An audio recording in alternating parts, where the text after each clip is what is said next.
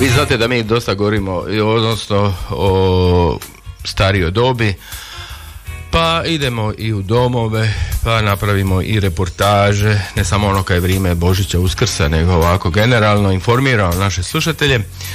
Ali sad ćemo malo o prehrani, a prehrana je važan dio kvalitete skrbi za starije osobe, a pravilna prehrana značajno utiče na kvalitetu života i zdravlje starijih osoba.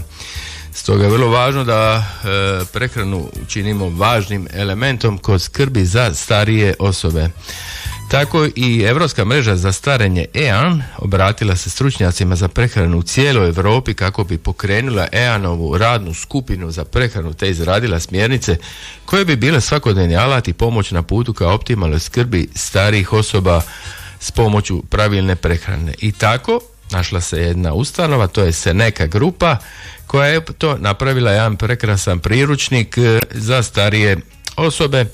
A mi idemo do gospođe koja je, evo, rekli bismo i zaslužna, to je doktorica Helena Kristina Halbavaks. Idemo do Beča. Zdravi bili, dobar dan.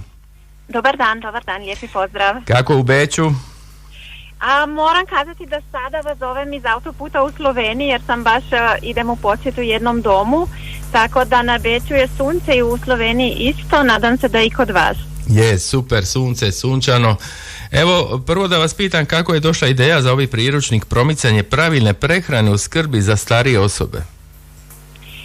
Kao što ste već rekli, Senecura je aktivan član unutar te grupe EAN, te Europske mreže za staranje, i tamo često diskutiramo o aktualnim pitanjima u vezi sa tom životnom dobi i eto, prehrana je jedna od najvažnijih stvari i tako smo aktivno pristupili do toga da se napravi taj priručnik ukupno sa stručnjacima iz EAN-a. Ja sam bila jedna od tih u radnoj grupi, ali bilo je dosta i drugih kolega i kolegica, tako da smo to napravili.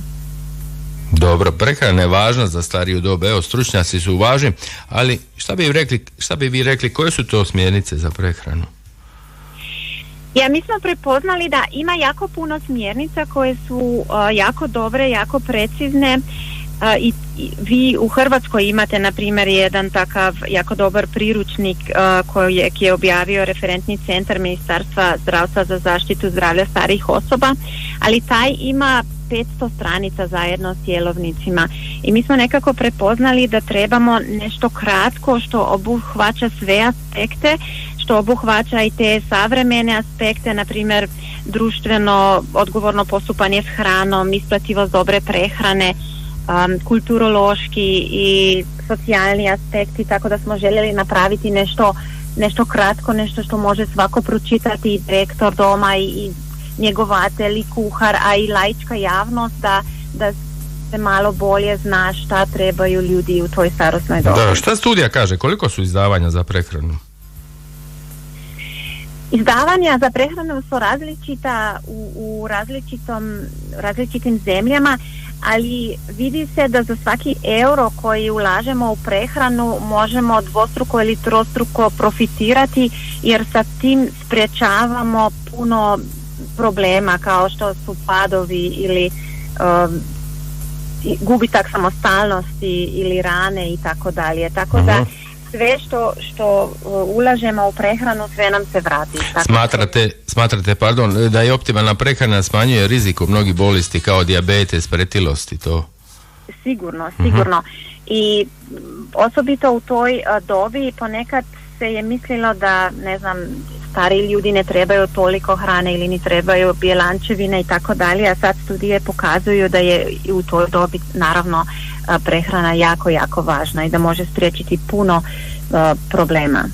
Da, ili možete usporediti Austriju, odnosno Hrvatsku, što se tiče tih staračkih domova, odnosno uvjeta i sve to skupa? Ja bi teško usporedila općenito domove u Austriji i u Hrvatskoj, ali mogu reći za Senecura domove da imamo iste standarde, da se jelovnici prilagađaju, ali da su svi pregledani i odobrani sa strane dijetetičara. Naravno, kao što sam prije spomenula, moramo paziti na te kulturološke aspekte. Naravno u Hrvatskoj se drugčije jede nego u Austriji. Paziti moramo da tamo gdje može ima više svinjetine da onda to prilagodimo na naše domove, ali sami standardi su isti. Da, evo kad gledamo generalno u svijetu, čak se baca sektor ugostiteljstva i prehrane, evo kaže da je odgovoran za bacanje 920.000 tona hrane godišnje, od čega je 75% i dalje iskoristivo za konzumaciju. Istraživanje je pokazalo da oko 40% kupljene hrane, uglavnom povrća, završava u kanti za otpad u bolnicama i domovima. Šta bi vi preporučili, kako spriječiti rasipanje hrane te?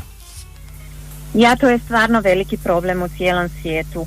Rasipanje se može spriječiti na puno različitih načina, ali najvažnije je taj individualni pristup gdje već unaprijed znamo što osoba ne voli, što joj prija, koje veličine porcije želi, što je za nju prikladno, ali naravno i u svakoj ustanovi trebamo imati optimizirane procese naručivanja, čuvanja, konzumacije.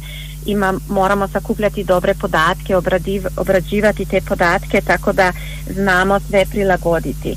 Ali kao stručnosti stvarno kažu sve mora ići uz individualni pristup. Treba je svakog procijeniti što i kako jede, šta želi, koliko jede i onda idemo iz toga. Da.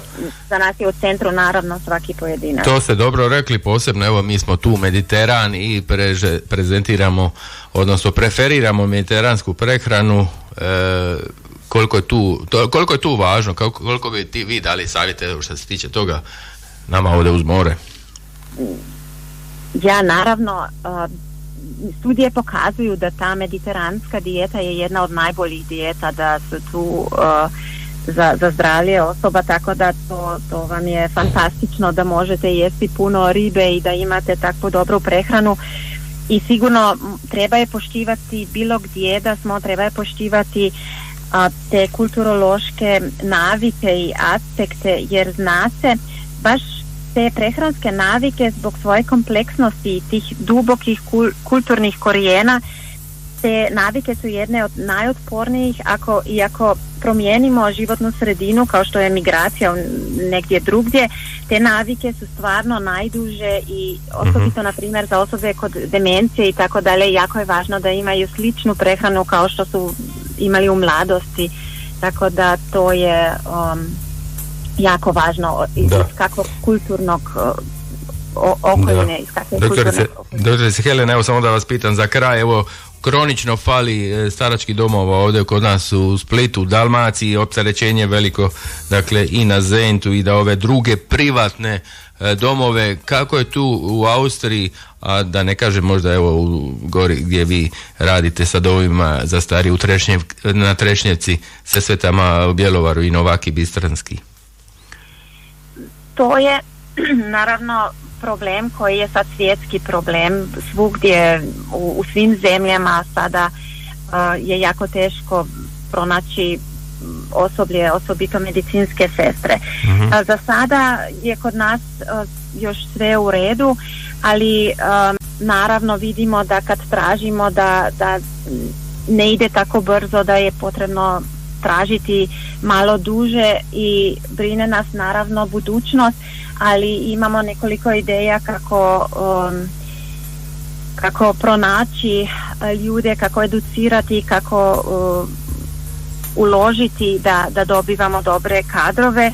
Moram kazati da te kadrove što imamo u Hrvatskoj jako smo presretni i zadovoljni jer stvarno rade sa srcem, stvarno jako predano, tako da za sada evo smo jako zadovoljni, jako sretni, ali znamo da je to veliki problem i svugdje tražimo, i u Austriji, i u Švajcarskoj, i u Francuskoj, i svugdje je to problem. Da. Dobro, hvala vam puno evo na razgovoru. Štovani slušatelji, sa nama je bila doktorica Helena Kristina Halbvaks, dakle žena koja je evo zaslužna za priručnik o promicanju pravilne prehrane skrbi za starije osobe. Hvala vam puno na razgovoru. Hvala vama i lijepi pozdrav svima.